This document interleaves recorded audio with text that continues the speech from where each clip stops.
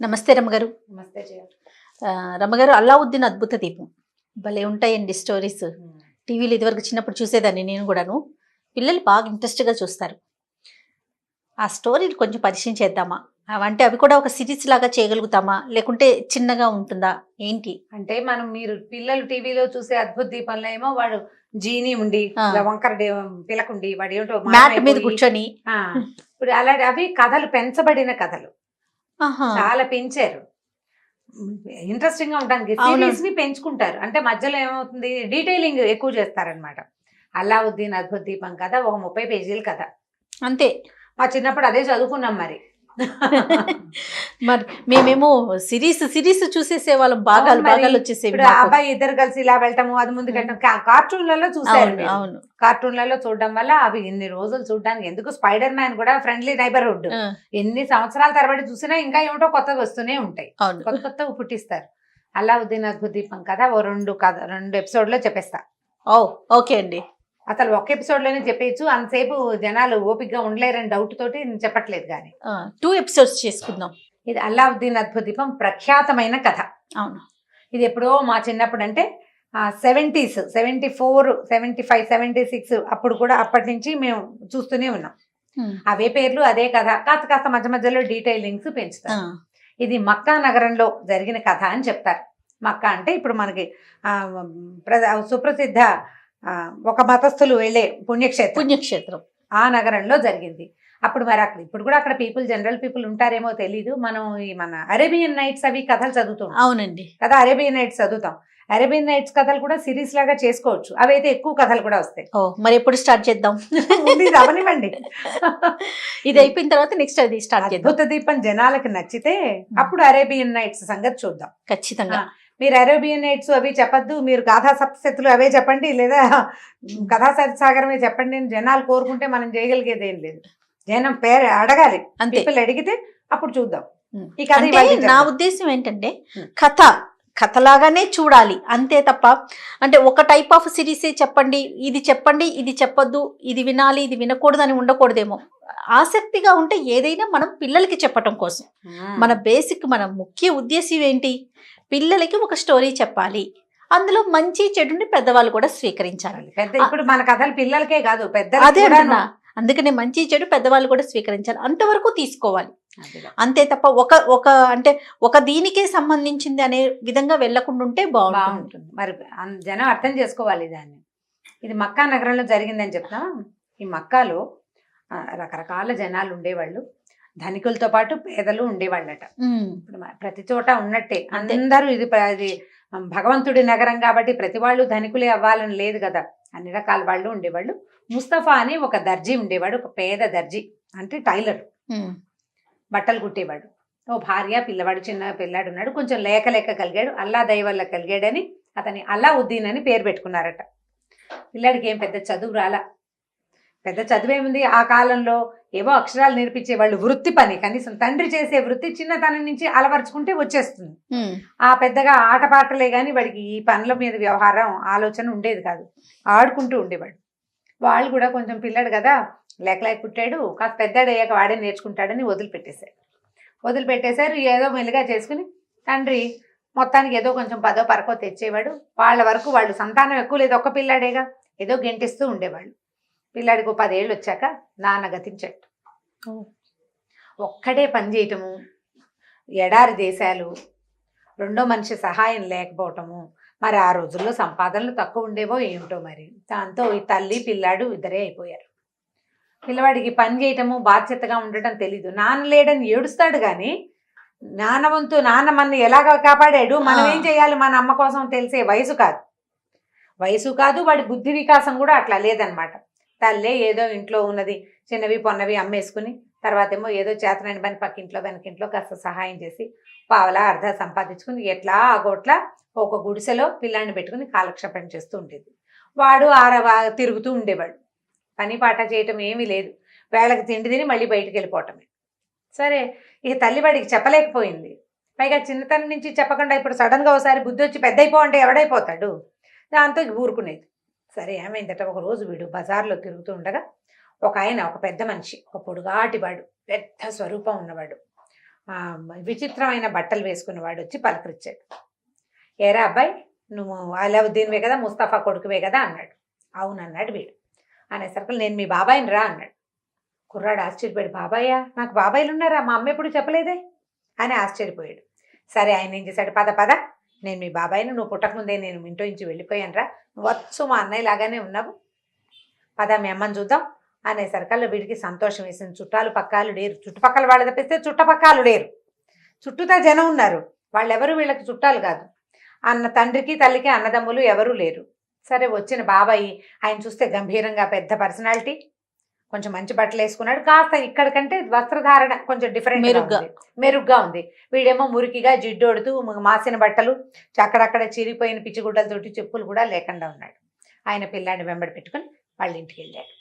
రండి రా చిన్నాన్న లోపలికి రాని ఆ చిన్న గుడిసెలోకి ఆ బాబాయిని తలకాయ ఎంచుకుని ప్రవేశపెట్టాడు, కూర్చోబెట్టాడు. వాళ్ళ అమ్మని కేకేశాడు. అమ్మ చిన్నాన్న వచ్చాడే అని పిలిచాడు. అమ్మ తెల్లపోయింది. చిన్నాన్న ఎవరు రా నాయన, మీ నాన్నకు అన్నదమ్ములు ఎవరూ తెలీదు, 20-25 సంవత్సరాలు అయింది పెళ్ళై, ఈ పిల్లాడికి 15 ఏళ్ళు, వాళ్ళ పెళ్ళై 25 ఏళ్ళు, తెలీదు ఆవిడకి. తెలీదు అనేసరికి ఈయన ఏం చేశాడు, సలాం అలైకుం అని పలకరించాడు.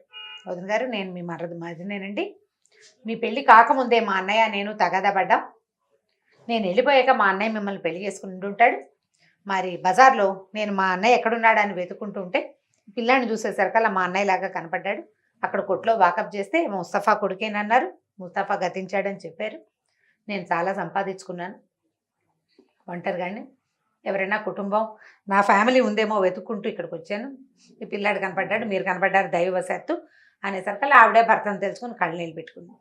కానీ భర్త ఎప్పుడు చెప్పల, నాకు తమ్ముడు ఉన్నాడని, వాడు వెళ్ళిపోయాడని చెప్పాల, కోపంతో మా అన్నయ్య చెప్పు ఉంటాడు అన్నాడు.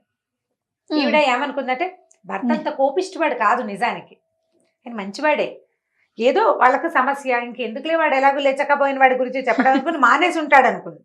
ఈయన ఏం చేశాడు, జేబులోంచి డబ్బులు తీసి ఆవిడ చేతిలో పెట్టాడు, శుభ్రంగా భోజనం అది అరేంజ్ చేయమన్నాడు.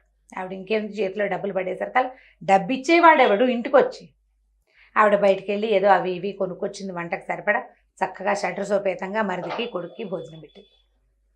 అక్కడి నుంచి ఈయన అన్నాలు తిన్నాక పడుకున్నారు ఆ గుడిసెలోనే.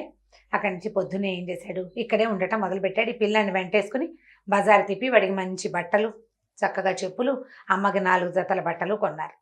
ఆహార పదార్థాలు రకరకాలు. వీడికి ఇప్పటిదాకా వాడి సందు చుట్టుపక్కల తిరగటం, ఏదో గాలింపు గంగలా తిరగటమే తప్పిస్తే వాడికి చక్కటి మంచి ప్రదేశాలు చూడడం, శుభ్రమైన ఆహారం దొరికే చోటు ఏమీ తెలియదు. ఎట్లా అన్ని చోట్లు చూపించాడు. నగరంలో ఉన్న పెద్ద పెద్ద ఇళ్ళ సందుల్లోకి తీసుకెళ్ళాడు. బాబాయ్ వెనకాల పడి తిరగటం అలవాటైంది వాడికి. డబ్బులు ఇస్తున్నాడు, ఆహారం కుదురుతోంది.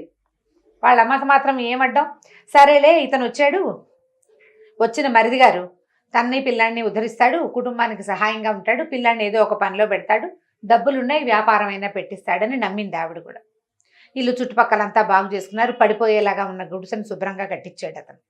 ముగ్గురు ఉండటానికి నివాస యోగ్యంగా అయింది. 10 రూపాయలు ఆడుతున్నాయి కదా, ఆహారం 4 వేళలా నోట్లోకి వేళ్ళు వెళ్ళిపోతున్నాయి. జీవితం బాగుంది. పిల్లాడు హాయిగా కులాసాగా బాబాయ్ వెనకాల తిరగటం మనం ఇప్పుడు కూడా చూస్తాం చూడండి. మామయ్యలు బాబాయిలు వెంట తిరిగే పిల్లలు ఉత్సాహంగా ఉంటారు. ఏది కావాలంటే అది వచ్చేస్తుంది, కేకలేరు, గారాబం ఉంటుంది. ఒకవేళ ఏదైనా మంచి మాట చెప్పినా అది ముద్దుగానే ఉంటుంది, కానీ పిల్లలకు కూడా నచ్చుతుంది. రమ్మగారు తల్లిదండ్రి కన్నా వాళ్ళు చెప్పే కన్నా బాబాయిలో మామయ్యలో చెప్తే చేయకూడదురా అన్నా కూడా చేయకుండా మానేస్తారు. చక్కగా ఆయన వెనకాల పడి తిరిగి పిల్లాడు చక్కగా 2-3 నెలలు, 4 నెలలు, 6 నెలలు ఉన్నాడు అతను ఇక్కడ. బాగా తయారయ్యాడు. వీడి 4 పూట్ల శుభ్రంగా తిండి, చక్కగా కాలుపడు సత్తు కొద్దీ తిరగటము. దాంతో పిల్లాడు 15-16 ఏళ్ళ వాడు ఈ 4-6 నెలల్లో సాగి బలంగా తయారయ్యాడు. వాడు కూడా ఎదిగే వేళకి ఆహారం అందితే పిల్లలు బాగుంటారు చూడు. ఈ 5-6 నెలలు అయిన తర్వాత ఒకరోజు ఏం చేశాడు ఆయన, వీళ్ళు బాగా వాడిని నమ్మిన తర్వాత ఒక రోజు బజార్ వెళ్తున్నాడు. ఒక ఉంగరం తీసి వీడి వేలికి పెట్టాడు. ఇది ఉంచుకోరా, ఈ ఉంగరం నీకు రక్షిస్తుంది నిన్ను అన్ని వేళలా, ఎప్పుడూ తీయద్దన్నాడు. వేలికి ఆకుపచ్చ రాయి ఉంది, అటు ఇటు తిప్పుతుంటే మెరుస్తుంది. పిల్లలకి అట్లా చిన్న వస్తువు పెట్టుకుంటే గొప్ప సరదాగా చూసుకుంటూ ఉంటారు, అందరికీ చూపిస్తారు. ఆ ఉంగరం కనపడేలాగా చేతులు పైకి పెట్టుకుంటూ ఉంటారు. ఆ ఉంగరం పెట్టుకుని తిప్పుకుంటూ ఉండేవాడు. ఉంగరం ఉంది వాడి చేతికి. కొన్నాళ్ళు గడిచాక ఒక రోజు ఆయన ఏం చేశాడు, నగరం వెలుపలికి బయటికి దారి తీసాడు. వీడు ఇక్కడికి ఎందుకు వెళ్తున్నాం మనం అని అనిపించింది, కానీ బాబాయ్ తీసుకెళ్తున్నాడు.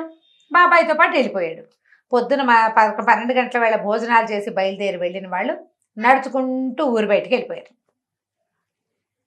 ఊరి బయట ఏవో రాళ్ళు రప్పలు కొండలు మిట్టలు దాటారు అడవిలోకి వెళ్ళిపోతున్నారు. అడిగాడు బాబా, చిన్నాన్న ఎక్కడికి వెళ్తున్నాం మనం అంటే, బోళ్ళని వింతలు విడ్డూరాలు ఉన్నాయిరా, నీకు చూపిస్తా పదన్నాడు. ఒక చెట్టు కిందకి వెళ్ళి అక్కడ ఏం చేశాడు, ఏదో మంత్రం చదివి జేబులోంచి అంత బూడి తీసి అక్కడ చల్లాడు. చల్లంగానే ఇట్లా దారి వచ్చేసింది.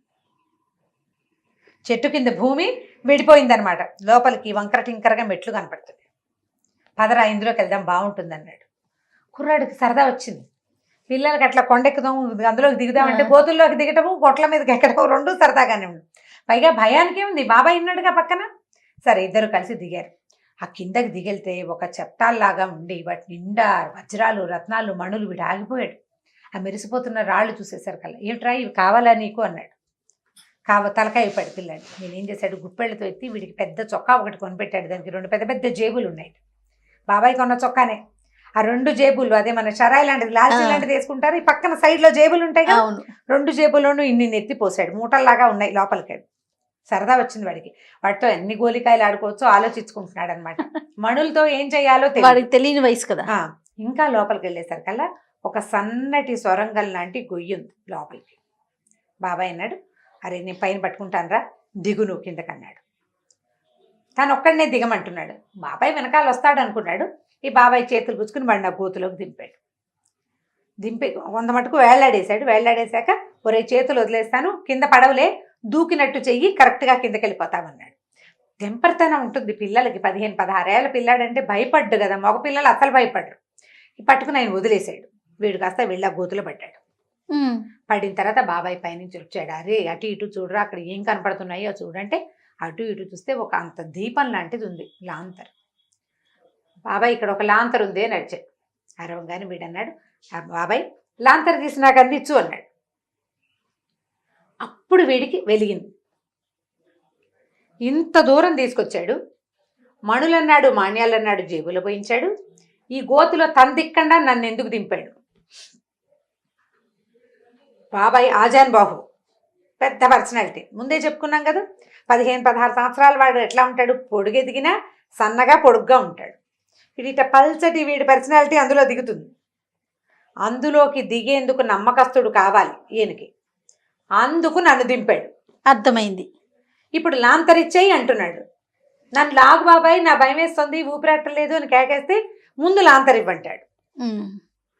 4 సార్లు 5 సార్లు నన్ను లాగు నాకు భయం వేస్తుంది, నాకు ఊపిరాటలేదు అని అల్లావుద్దీన్ పిలిచినా వాళ్ళ బాబాయ్ వినిపించుకోలే. లాంతర్ నా చేతికి ఇవ్వు, లాంతర్ పైకి అందించు. చేతులు కిందకి చాపుతున్నాడు. ఏదైనా ఒక గట్టు మీదో దేని మీదో కాలేసి ఆ లాంతర్ అడుగును పట్టుకుని పైదాకా అందిస్తే బాబాయ్ చేతికి అందుతుంది. అది ఇవ్వు అంటాడు. ఒప్పుకోవటంలా. మీకు ఏమనిపించిందంటే, ఈ లాంతర్ ఇచ్చేసాక బాబాయ్ నన్ను ఇక్కడే ఉంచేస్తే అనిపించింది. లాగితే గానీ లాంతర్ ఇవ్వను అన్నాడు. వాడికి ఏమిటంటే ప్రాణం పోయే పరిస్థితి వచ్చేసరికి బుర్రలో బుద్ధి వచ్చేసింది అనమాట. నేను ఇవ్వను అన్నాడు. ఆయన ఒప్పుకోలే మా బాబాయ్. లాంతర్ ఇస్తే లాగుతాను, నువ్వు లాంతర్ ఇవ్వంటాడు. అక్కడి నుంచి అప్పటిదాకా నాన్న కన్నా బుజ్జి ఏరా మా బాబు అనే మాటలు కాస్త పోయి లకార మకార ప్రయోగాలు వచ్చేసినాయి. ఇస్తావా ఇవ్వా సైతానికే బచ్చే అంటాడు. అనేసరికి వీడికి అమ్మో వీడేదో చేయబోతున్నాడు నన్ను అనిపించి, ఏమైతే అదే అయింది, నేను ఇవ్వను కాక ఇవ్వను అన్నాడు. అనేసరికి ఆయన ఏం చేశాడు, ఇక ఒళ్ళు మండిపోయింది. పైన సమయం చీకటి పడిపోతుంది. చీకటి పడ్డాక ఇంకా మంత్రం పారదు, ఆయన బయటికి వెళ్ళలేకపోతాడు. అందుకని ఏం చేశాడు, సొరంగం మూసేశాడు. ఇక్కడే పడి చావు నాకు ఇవ్వకపోతే అని ఆ ఏ గోతులోకి అయితే ఈ పిల్లాన్ని దింపాడో దాన్ని ఇట్లా చేతులు కలిపేసేసాడు. క్లోజ్ అయిపోయింది. వీడు ఆ చీకట్లో ఆ గోతు లోపల ఉండిపోయాడు అల్లావుద్దీన్. ఈ బయటకు వచ్చిన బాబాయ్ బయటికి నడుచుకుంటూ వెళ్ళిపోయాడు. ఈయన మొదట ఏం చేశాడు, బూడి జల్లి దారి ఓపెన్ చేశాడు కదా. ఇతను పైకి వెళ్ళిపోయాక దారి క్లోజ్ అయిపోయింది. చీకటి పడ్డాక ఇంకా అది తెరవబడదు. ఆ వెళ్తురుండగానే ఎలాగైనా లాంతర్ తీసుకోవాలని ఎంత ప్రయత్నం చేసినా ఈ పిల్లాడు ఇవ్వల. బాబాయ్ కాస్త బయటికి వెళ్ళిపోయాడు. అప్పుడు వీడు లోపల కూర్చున్నవాడు ఆలోచించుకోవటం మొదలుపెట్టాడు. వీడెవరో మనకు తెలీదు. బాబాయ్ని అన్నాడు. మా బాబాయ్ మా అమ్మకి తెలియకపోతే సరే, మా చుట్టుపక్కల వాళ్ళు ఎవరికైనా తెలిసి ఉండాలా, ముస్తఫా తమ్ముడు అన్న మాట ఒక్కళ్ళు కూడా అనలా. ఓహో నువ్వు ముస్తఫా తమ్ముడువే అలాగా అన్నారు. కానీ అవును చిన్నప్పుడు ఇదివరకు ఇక్కడ ఉన్నాడు వీళ్ళిద్దరు కలిసి ఉన్నారని ఒక్కళ్ళు కూడా అనలా.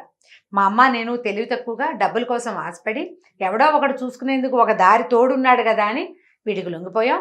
బహుశా వీడు ఈ లాంతర్ కోసమే నన్ను తీసుకొచ్చాడు. అర్థమైంది.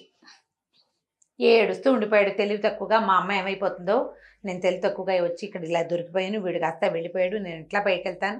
వీడికి గుర్తొచ్చింది మొదటే, ఎందుకంటే ఈ భూమిలోకి లోపలికి దిగాం, బోళ్ళంత దూరం దిగాం, బోళ్ళంత దూరం నడిచాక ఈ గోతులోకి దింపాడు. అంటే ఈ గొయ్యి నుంచి ఆ గొయ్యికే బారెడు దూరం ఉంది, అందులోంచి పైకి ఎలా వెళ్తాను నేను. ఏడుస్తూ స్పృహ తప్పి పడిపోయాడు. 2-3 రోజులు ఉండిపోయాడు లోపలే. ఈ బయటికి వెళ్ళిన బాబాయ్ ఎక్కడికో వెళ్ళిపోయాడు. ఈ లోపల ఉండిపోయాడు కదా. 3వ రోజు కాస్త 2.5 రోజులు అట్లా గడిచేసరికి వాడికి మెలకు వచ్చింది. మెలకు వచ్చి ఏడ్చి ఏడ్చి కళ్ళు చారకలు కట్టేసి ఆకలి మార్చేస్తోంది. బాగా గాలి రావట్లేదు, ఎక్కడి నుంచో కొంచెం గాలి ఉంది కానీ ఊపిరి రావటం లేదు. చేతులు ఇట్లా ఇట్లా ఏం చేయను దేవుడా దేవుడా దేవుడా అని చేతులు ఇలా ఇలా ఇలా ఇలా అనుకోవటం మొదలుపెట్టాడు. అనుకుంటుండేసరికల్లా సడన్ గా వీడికి ఆకుపచ్చ ఉంగరం ఒకటి ఇచ్చాడు కదా, ఆ ఉంగరం మీద ఇట్లా ఇట్లా రుద్దుడైపోయింది. భగ్గుమని ఒక మంట మండి చిన్న భూతం ఒకటి బయటకు వచ్చాడు అందులో నుంచి. ఏం కావాలి ప్రభు మీకు అన్నాడు. ముందు హడిలిపోయాడు, ఏమిటి వీడు ఎవడో వచ్చేసాడని. బాబో ఆయన కళ్ళు మూసుకున్నాడు. నిశ్శబ్దంగా ఉందంతా. కళ్ళు తెచ్చేసరికల్లా మళ్ళీ భూతం అడుగుతుంది, ఏం కావాలి ప్రభు అని. మళ్ళీ భయం వేసింది. ఒక 3-4 సార్లు తర్వాత వీడెవడో నాకేదో హెల్ప్ చేయడానికి వచ్చాడు అని అర్థమైంది. కానీ వీడు ఎలా వచ్చాడు, ఎక్కడి నుంచి వచ్చాడు? సరే అప్పుడు అటు ఇటు చూస్తే ఏమీ కనపడలే. వీడు ఏం చేశాడు, ఈ పైకి బాబాయ్ రమ్మన్నప్పుడు లాంతర్ని తన జేబులో తోసుకున్నాడు. అప్పుడు ఆ జేబులో తోసుకుంటున్నప్పుడు వాడు ఒకటి అబ్జర్వ్ చేశాడు, తన గుప్పెళ్ళతో పోసుకున్నాడుగా 2 మూటల్లాగా మణులు మాయాలని మాయమైపోయినాయి. బాబాయ్ మోసం చేశాడు తన్ని. లాంతర్ మాత్రం జేబులో ఉంది. మణులు మాణ్యాలు లేవు, లాంతర్ ఏమో జేబులో ఉంది. నేను ఏం నొక్కాను, ఏం చేస్తే ఈ భూతం వచ్చిందని గోడలన్నీ తడిమి చూశాడు. ఏ గోడలోనూ ఏమీ లేదు. అప్పుడు అనిపించింది ఒకవేళ ఇందులో ఉందా అని. మళ్ళీ దాన్ని మళ్ళీ రాసాడు. ఇట్లా రాసేసరికి వచ్చానుగా మళ్ళీ ఎందుకు రాస్తావు అంటున్నాడు భూతం. అప్పుడు అర్థమైంది, ఓహో ఇది నొక్కి ఇది రాస్తే వీడు వస్తాడనమాట, నన్ను మా ఇంటికి చేర్చు అని అడిగాడు. అడగంగానే అలాగే అంది భూతం. మరుక్షణం వీడు ఈ భూమి చీలికలోంచి ఇంట్లో పడ్డాడు వెళ్ళి. వాళ్ళమ్మ నిర్ఘాంతపోయింది. ఆవిడ ఏడుస్తూ కూర్చుంది. పిల్లాడు ఏమైపోయాడో బాబాయ్ ఏమైపోయాడో తెలీదు. పోనీ బాబాయ్తో ఉన్నాడు కాబట్టి సేఫ్గా ఉన్నాడు అనుకుంటావు. 3 రోజులైంది. ఈ మంచం మీద వచ్చి పడిన పిల్లాడిని చూసి, ఇదేమిట్రా నాయన ఇలా మట్టి కొట్టుకుపోయినా, ఏడుపు మొహం పడిపోయింది, ఎక్కడి నుంచి వచ్చావురా ఏమిట్రా. అమ్మ ఇదంతా చాలా పెద్ద ప్రమాదమేను కదా, ఆకలిస్తుంది, ముందు అన్నం పెట్టంటే వాళ్ళమ్మ గబగబా కాసిన వేడి నీళ్ళు పెట్టి వాడికి స్నానం చేయించి బట్టలు మార్పిచ్చి వేడిగా 2 ముద్దలు వండి పెడితే ఆ అన్నం తిని పడుకుని నిద్రపోయాడు. 3 రోజులు పడుకున్నాడు వాడు. 3 రోజులు పడుకుని లేచి అప్పుడు వాడు తన ఉంగరాన్ని, తన జేబులో ఉన్న లాంతర్ని రెండింటిని చూసుకున్నాడు. అప్పుడు వాడి సంగతి వాళ్ళ అమ్మకి చెప్పడం మొదలుపెట్టాడు. ఏం చెప్పాడు, తర్వాత ఏం జరిగిందో 2వ భాగంలో విందాం. తప్పకుండా. నమస్తే రమ్మగారు. నమస్తే జయ. ఇక ఈ వీడియో కనుక మీకు నచ్చినట్లయితే లైక్ చేయండి, షేర్ చేయండి. మరిన్ని వీడియోస్ కోసం మా ఛానల్ని సబ్స్క్రైబ్ చేసుకోండి.